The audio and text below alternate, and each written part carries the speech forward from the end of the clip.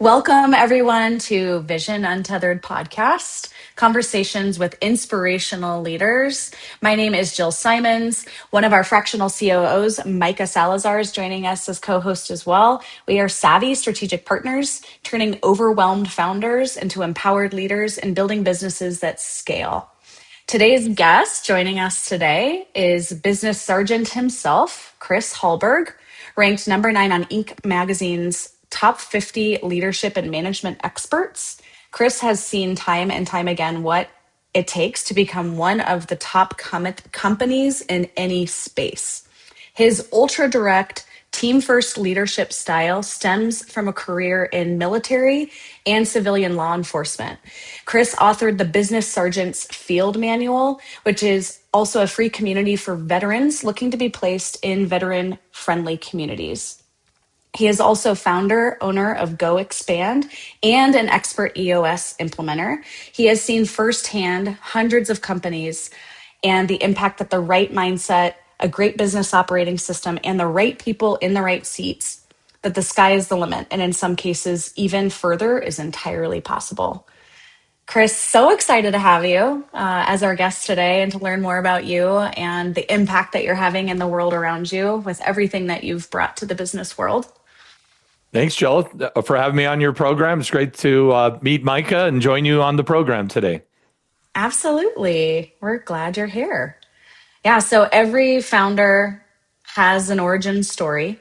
So I want to start us off first with what was the moment you realized you weren't just building a business, that you were building this business, and maybe Go Expand in that realm is probably the most recent Yeah, I endeavor think around how you've gotten to where you are today. Yeah, I think most businesses stem from listening to people. Well, if somebody did this, why doesn't this do this? And there's usually a missing link or a pattern that's recognized over a period. So I'll just come out and say the whole Go Expand thing. And what's different about it is the visualization. It's not just a scorecard. It's a scorecard with a nice shape of the number. And you can, have multiple people and we can silence things, we can highlight things, we can say what the average is. Is it above average? Is it below average? What's the trend? What's the relativity?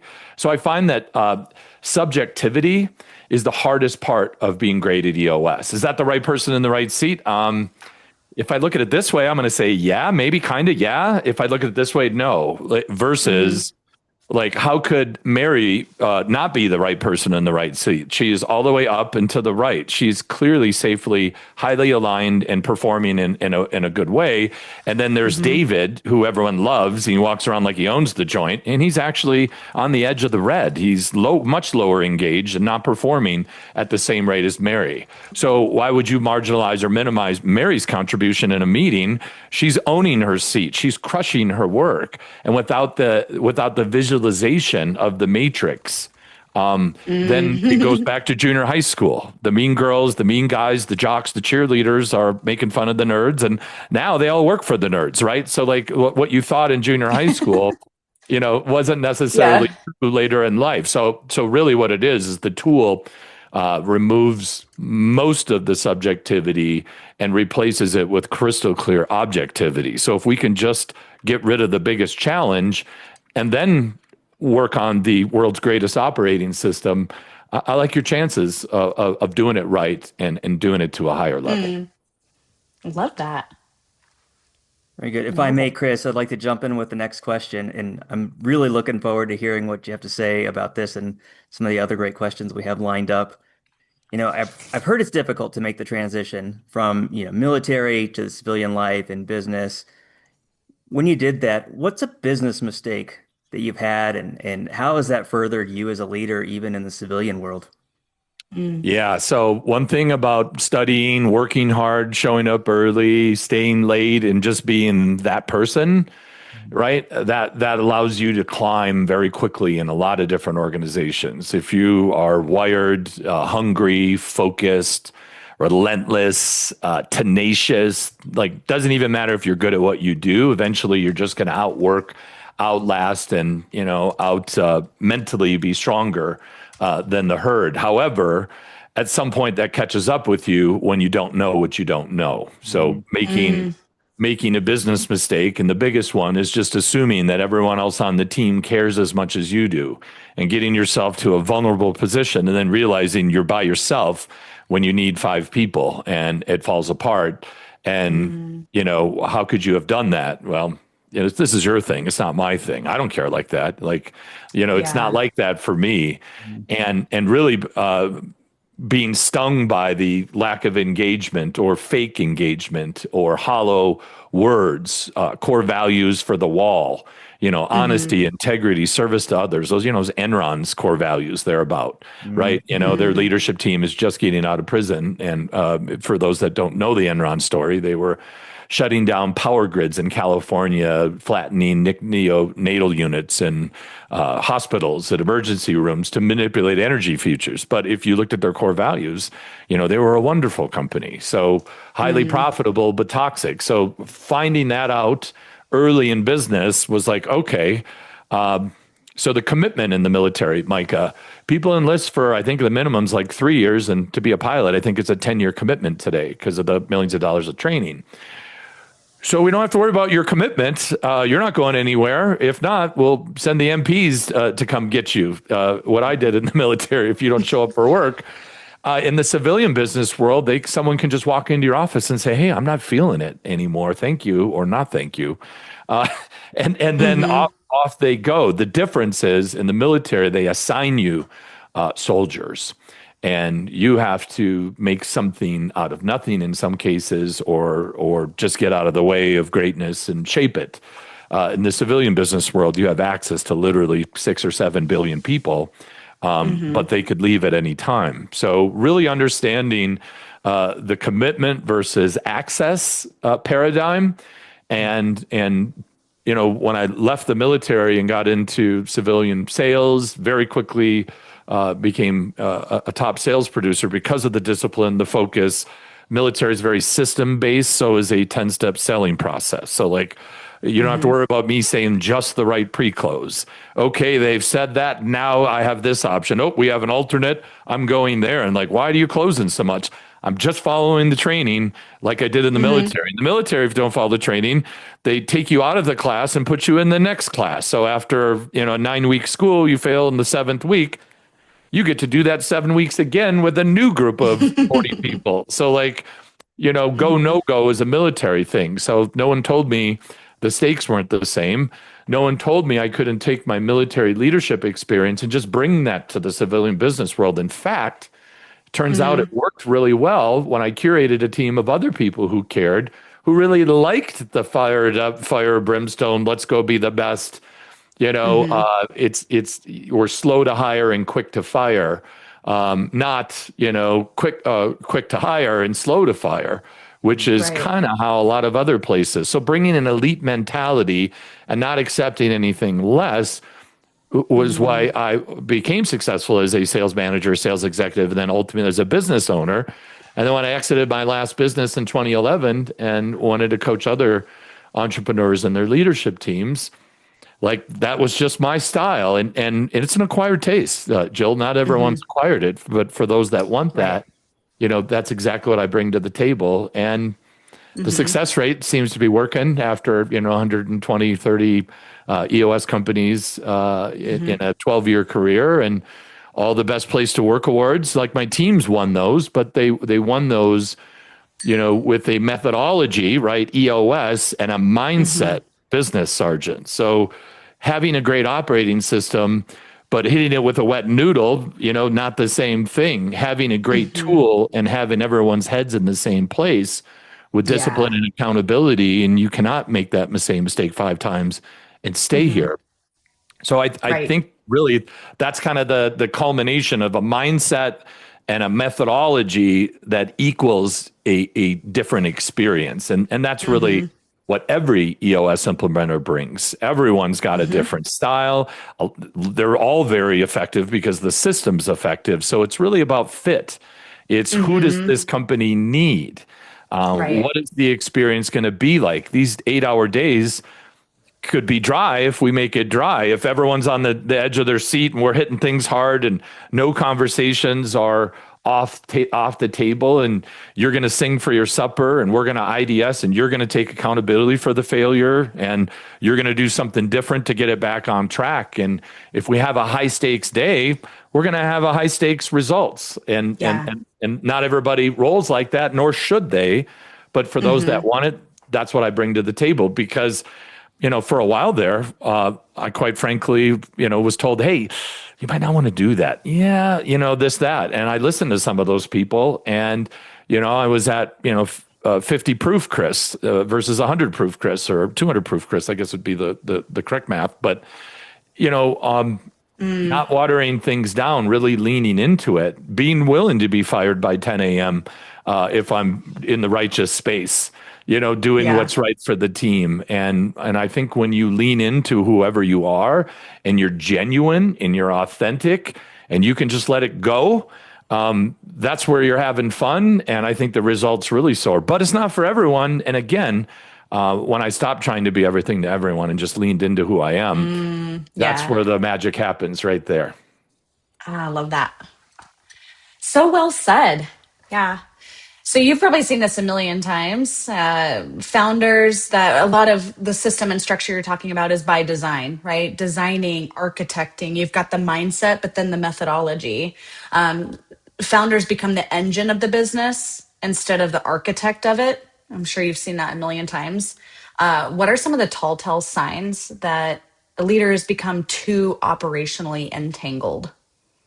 Yeah, there's like a stamp with their name on it, and it's the last step. And usually they come in at the very last minute, and 80% of the plan gets unwound, versus come in up front, show me what success looks like. Give me your vision for what this looks like working well at a version 1.0. And then give me what 2.0 looks like next year, and 3.0 looks like the year after that. And I think if you use that pick to the stick planning inside of EOS, not just for the 3-year picture and the 1-year plan, but for everything, that's the whole point, because the 3-year is a dream. It's a vision. It's not real. It's an intent statement. And then once we agree directionally that that's correct, the 1-year becomes reality. And what's going to put us those lead dominoes to put us on the right trajectory to be at that location in 3 years. And then next year, taking all of that information, all that stimulus and input, and then rebracketing that, it gets smarter in the next throw and the next throw and the next throw. And if you're always looking at that as a visionary, this is my grand vision. Yeah, I'm not going to deliver that in 90 days.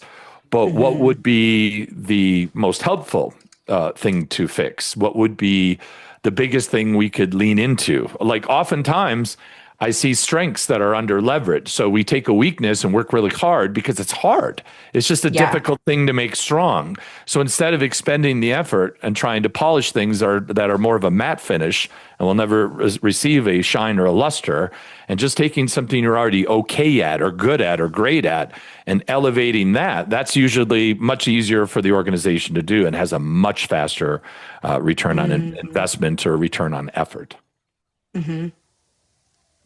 So good. So Chris, I mean, we all have the vision as business owners, the 3 years, that's the not real part. It's the execution that you said is tough. Like, what is a leadership lesson we can walk away with to bridge the gap between execution and to get to vision? Yeah. So vision, I sell it for 99 cents a pound. I have a 53-foot trailer out back full of vision. All you want, go ahead, grab the bin. Traction. Open up the suitcase, right? The watch is right here, $10,000 a carat. How many carats are you willing to acquire? And understanding that's why the Vision Traction Organizer, back to Gino and his brilliance of, it's a 2-page plan. Like, he tried to do it in 1 page, and he's just like, I can't. It's going to be 2 pages, but the font's going to be large, and there's going to be spaces for notes. Because, when everything's important, nothing's important. We've heard that one. I think that's a Collins euphemism in there. But at the end of the day, the simplicity is scalable. Complexity is not. So black and white is a good thing in business. Gray is a bad thing. So all of the color, none of the color. Talk about like Kim Scott or Michael Chandler, I think it is the three, the hell yeah, the hell no, and then the hell circle with the flames in the middle. And the way I like to use that, right? Because if it's not a hell yeah, it has to be a hell no. Well, it's not a hell yeah. So no, you don't understand. Yeah. Like the road to business failure is paved with squirrels that couldn't decide. That's the all this stuff in the middle. So the way I like to like visualize it with people, if you got those three circles, let's say they're a fishbowl. You can put water in them. There's a level. So when we start in an engagement or meet a client that, is having distress or wanting to be better, like everyone starts at a different place in the journey, of course. The goal is everyone ends up in the same place, 80, 90% strong, waiting list to work there, making money, everyone's having fun, has good time for family and community and all that stuff. When your hell yeah is about half full. And excuse me, let me back up. When you start the process, the hell yeah thing is only got like a quarter full. The hell no thing is about a quarter full, and the hell circle is about 80% full. And the idea is to get the hell no to be really high, the hell yes to be a little higher, and then the hell no, they're just the hell thing to be emptied out. So like what you take the stuff out of the middle and either put it into the hell yeah and the hell no. And there's only so many things you can put there. So what the fish bowls look like after a couple years of great EOS and putting the right people in the right seats is when somebody comes up with an idea, the whole team in unison goes, hell no, right? And it's a fun thing. We don't have to listen to the 20-minute dissertation on how we're going to go off. And back to Gino in this beautiful document, these 8 questions that every company needs to know. If it's not on there, we're not going to do it. If you want to challenge it, bring that to the next quarterly session and we'll see if it holds water. And it's a dynamic document. We'll change it if it's the right thing to do, but we're no longer just going to include every half-baked idea to make people feel good, right? You have to be kind, not nice. Being nice is putting too many things in the hell bin, not in the hell yeah or the hell no bin. And that is really the most important thing is the world we live in is complex. The people that are in it, operate differently than they did 10 years ago, and certainly as they did 30 or 40, 50 years ago. So because these little dopamine dispensers, I'm holding up my smartphone here, these smartphones aren't making us smarter. They're causing things to, the expectations are unrealistic. The timelines are unrealistic. And that mindset, bleeds into business planning. And when you just have a simple 2-page document, and here's the most important part, you actually follow it. Because again, it's one thing to run on EOS, it's another thing to run on EOS. And I think that's a lot of people identify as being great at this. And the reality is, if that's a red number, has been read 5 weeks in a row, and no one's really been taken to task. This sounds like a version 1.2 of the other version. When we need version 2 or 3, we need to completely hit this from a different thing. So that's why the tool is simple, but back to the mindset. If you're allowing that vision to be trashed or not followed, you are actually putting your company, I think, in a dangerous place because you have a false sense of security. And then you're going to put a bunch of weight on some footings and they're not going to be rated for that much weight. And then you could hurt yourself. So that's why I think if you're going to do anything, we should do it in the hell yeah circle. Because if it doesn't earn space there, then it needs to fall in the middle circle without a lot of fanfare. And a lot of these great ideas are attached to a personality. And if we're kind, we're like, I love you, but that's not actually great for the organization. Thank you for your idea. We'll put it on the long-term issues list. And maybe we'll look at it next quarter, or maybe I'll just take it off there in the next quarter or two. And we'll stay focused on what the integrator has said is actually executable, because back to the rules, the whole team could be hell yeah on one idea if the integrator, who's accountable, the director of no, as I like to say, because yes brings opportunity and no brings EBITDA, sanity, and scalability to a company. Yeah, it's such a shift. I think organizations going to the simplicity of a model that prioritizes the work that matters as opposed to we're doing all these things. There's all this activity. Look how hard we're working. Less is more.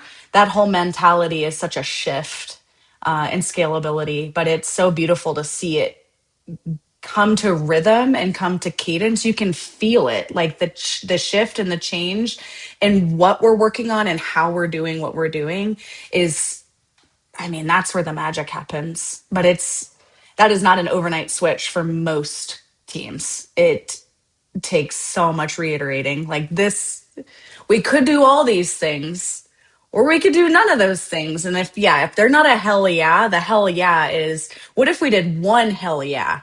What might that look like? What would that contribute to? As opposed to, we've got all these like kind of maybe what are really hell knows that we're focusing our time and energy on. So I love those buckets you put it in. That's great. So you talk a lot about mindset, Chris. So I want to get into some of the mindset, psychology, psychological aspects of this too. What are some hidden psychological traps that founders fall into that keep them from letting go, even when they know they should? Yeah, believe in the people that say you can't versus the people that say you can. If you surround yourself with enough can'ts, that is exactly what you will get, because that they have quorum, they have the majority, and if you allow that to happen. So I see a lot of victim founders, victim thinking, and like for instance, like first day doesn't matter where, could be really early. I generally have a conversation with my visionaries up front and be like, hey, for me to do my best work with you, you can't be off the table. If I see you doing something, I'm going to call you. In fact, I'm going to start with you because I want you to take the coaching and put it, give an example. And if the boss has to follow the core values, if, you know what I mean? If I can challenge you and you don't get all huffy and we don't have healthy conflict, so we can't get into the commitment stage. And if we can't be committed, you ask me to make your team more accountable. I can't if they don't really give a shit, which is what the commitment's about. And then you get the results that you hired me for.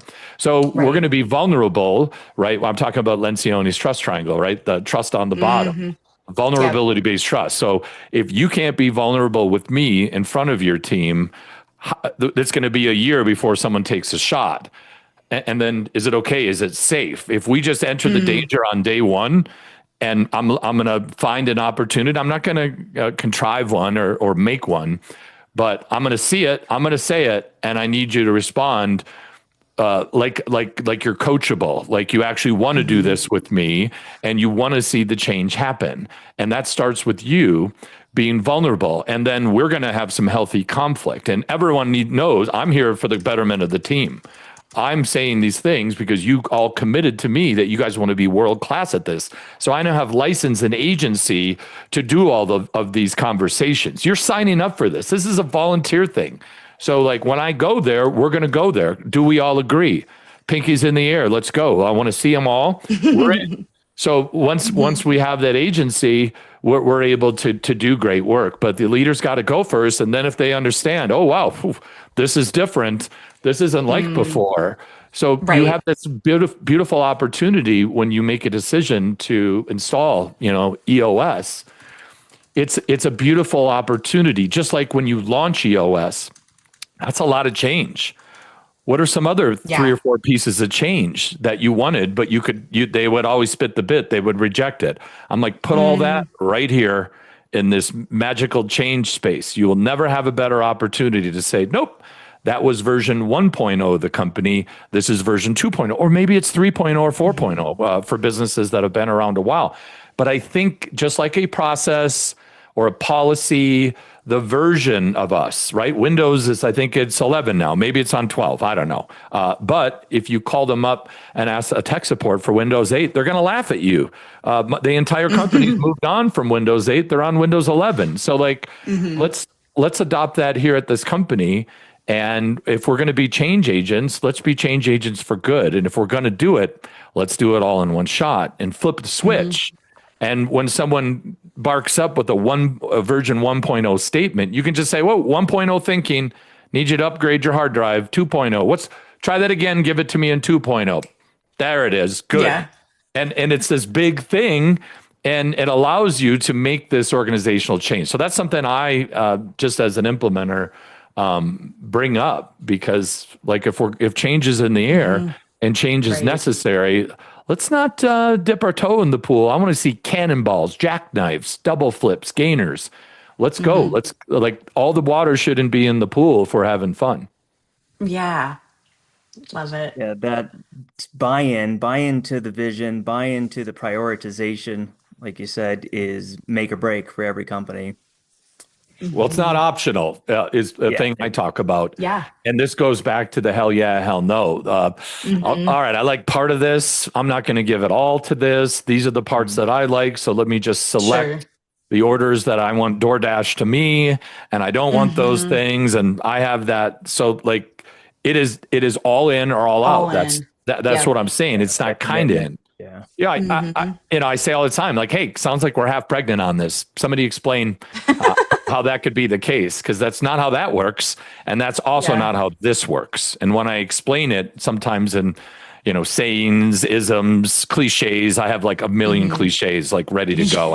I don't remember anything else, but we can tell. We can totally tell. I need to trade my dad jokes for some more cliches. I love it. Yeah, exactly. Well, people remember the cliches. It's entertaining, not just for them, but for me. When you've done this many sessions, keep the fun in it. Like you can laugh about it's the hard pain. to argue about being awesome while you're smiling. Like go ahead and say, I don't want to do any of this great stuff. Like, okay, you have just really kind of put yourself out there to be identified by your team. So that's the reason why going all in on your VTO. So like, if you're not living your core values, I'll challenge a team, like, says, hey guys, we've been doing this a year. We've had these core values 9 months or so. Like, I know we're not supposed to change the core values, but I got to call you guys out. I keep seeing this thing. So like, I'll take the core value, we're disciplined, accountability, and accountable, and love to win. And I'm like, well, we're semi-interested, not engaged, and like to win occasionally. I'll hit them with an antonym or something like that, and they'll be like, well, that's not fair. I'm like, well, let's just look at what happened. Which one is it closer to? And they're like, oh, okay. I'm like, should we change the core value, or should we just raise our ability to actually meet them? And when it's not met, this is like security at the airport. You see something, you say something. You say something. The quality of the culture, the engagement is determined by the worst behavior that the leadership team and the rest of the team is willing to tolerate. So like, you go as fast as your slowest person. That is exactly how this works. So let's live these values, or let's soften them if that isn't something you're willing to do. But I cannot let this difference is confusing. And when we have gray or hell circles, what you're doing is you're erasing all the things that are real, that you worked hard to achieve. Because in an employee's mindset, it's this or that. And if this is happening, that can't be true. And if that's not true, I don't believe anything else. So it takes years to build a culture, just like a reputation, and it takes minutes to destroy one. So that level of care and stewardship is what's required to be a 94% engaged business with 8 Best Place to Work awards in a year, twice the EBITDA of your competitors, and a waiting list to work at your company. That's on the other side of just going all in and doing it at what I would say is just a high level of commitment. And we don't kid ourselves. We're lucid, we're open, we're honest, and we don't say that ducks are cats, or we call things as they are, and that's what the best teams do. Absolutely. If this is the core value that's staying, because it is, even if it is somewhat aspirational, we decide right now what we don't tolerate. that doesn't align with that. Well, our commitment isn't That to be true. aspirational. Our resolute, our how resolute we are is not. Right. Now, the behavior of the team currently, yeah, it's a little aspirational, but we're in transition. We are heading towards that at, I Yeah. would like to say, a fast pace. Maybe not fast enough, but it's progress, not perfection. We're all humans.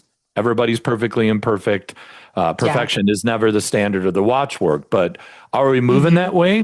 Then it's not Right. aspirational because we're actually behaving in that manner. Have we According to what fully, we say we yeah, are. have we fully realized it? Maybe not yet, but at the pace we are, we'll be there shortly. So I don't have a problem if it's a little aspirational, as long as the Sure. behavior is on point, we're good to Yeah. go. If you're not behaving that way, that's where I'm like, hey, maybe we should make the value like we're kind of Right. interested. We work hard when we feel like it. Yeah. We Yeah. do stuff until it's hard and then we walk away. Like when you hit people with that, they're like, yeah, that doesn't sound good. Well, great. Right. Don't behave that way. That doesn't look good either. Yeah. We We see need to those see difference. cultures like tied to the leader directly, right? They're those visionary entrepreneurs. They're scrappy. They start out. They build that culture. Like, what are the intentional steps that you can take to build a culture that stands on its own?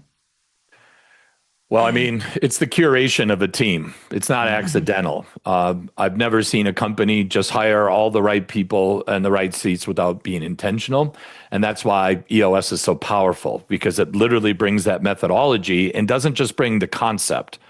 It supports it with 20 plus tools and Right. aligns it in a holistic way that was painstakingly tested for years, and it hasn't been touched now, I want to say, in like 10 years. Like just getting to put space in the graphic between VB1 and VB2 took 7 years. Like, you know what I mean?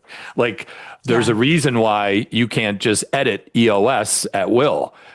It's a formula, and that formula is not innate. It's not a natural thing. This thing that humans do is very human. It's very relational. It's very accommodating, and overly accommodating is where things get wrong. And when you curate a team of people that really want to be there, if you are all independently wealthy and went through your cars and houses and what all the lottery owners do for 2 or 3 years and lose half their net worth, like once you get through that phase, what would you want to do with your 8 to 10 hours to help other humans or challenge yourself, or you know what I mean, learn new things and be humans are we're we work better in groups. We're not solitary creatures. Put a human right in a solitary space for a week or two, and you'll have a different human. Like it's a real thing. So like that's what I'm saying. Is that you what do I want? Can I find 20, 50, 100, 200, 1,000 other people who want that? Yeah, you can. But if you continue to hire people who don't want what you want, and then you're wondering why you're not getting it, I just Yeah. might point it back to not curating intentionally. And if you're curating intentionally, it's just a matter of time before you have curated the right people in the right seats, and then they solve the problems. You don't have to solve the problems. When you have filled your organization with people that don't care or don't want to be there or happy to be somewhere else for another couple of dollars an hour, that is not enough mass and volume for you to change Right. hearts and minds. Yeah. Yeah. So good. Yeah. Love it, Chris. We are coming up on time here, so I wanted to make sure to call out what it is you've built in software and system and Go Expand. And then obviously anywhere that our listeners can find you, get in touch with you, whether it is EOS or Go Expand, best place to get in touch. Chris at goexpand.com. That's easy. Obviously, Chris Hallberg, EOS, I'll pop up on the Google. And then Yeah. my free veteran community where we place into veteran friendly companies is bizsgt.com. But if I could just speak quickly on the Go Expand app, other than Yeah, the please. objectivity instead of subjectivity, what it is, it's all the EOS tools that you know and love. So it's Okay. licensed by EOS worldwide. We are the fifth latest software platform. So lots of choices, great solutions already on the market.